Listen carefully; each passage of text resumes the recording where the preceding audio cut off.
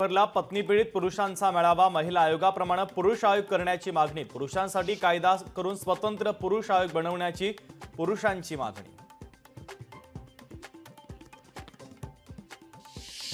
सोलापूर महानगरपालिकेचा बेजबाबदारपणा बाबू जगजीवनराम झोपडपट्टी परिसरात दूषित पाण्याचा टँकर दूषित पाण्यामुळे नागरिकांच्या आरोग्याशी खेळ।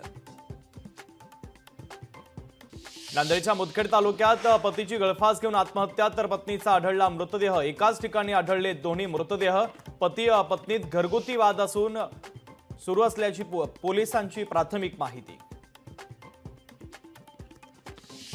नंदुरबार जिल्ह्यातील साखर कारखान्याला थकीत कर्जाप्रकरणी जप्तीची नोटीस। 1400 ते 1500 कोटी रुपयांचं थकीत कर्ज।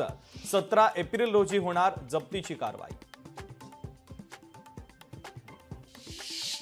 अहिल्यानगरमध्ये पोलिसांनी 222 जणांना एका दिवसासाठी केलं हद्दपार। रामनवमीच्या पार्श्वभूमीवर कोणताही अनुचित प्रकार होऊ नये म्हणून पोलीस प्रशासन सतर्क। रायगड जिल्ह्यातील माणगाव शहरामध्ये रामनवमीचा उत्साह शिगेला। पताका झेंड्याने आकर्षक रोषणाईने सजलं शहर।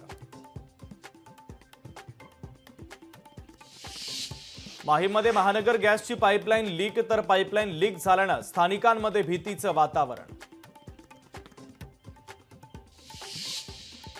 दहिसरमधील झेप्टो कंपनीवर मनसेची धडक। झेप्टोच्या गोदामात उंदीर सापडल्याचा मनसेचा आरोप। मनसे कार्यकर्त्यांनी झेप्टोच्या गोदामाला ठोकलं टाळं।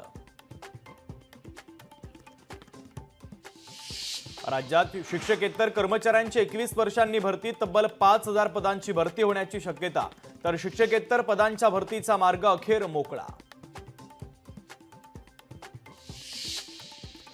जुन्नरमध्ये अवकाळी पावसाची हजेरी। वादळी वाऱ्यासह पावसानं तब्बल 300 हेक्टरवरील कांद्याचं मोठं नुकसान।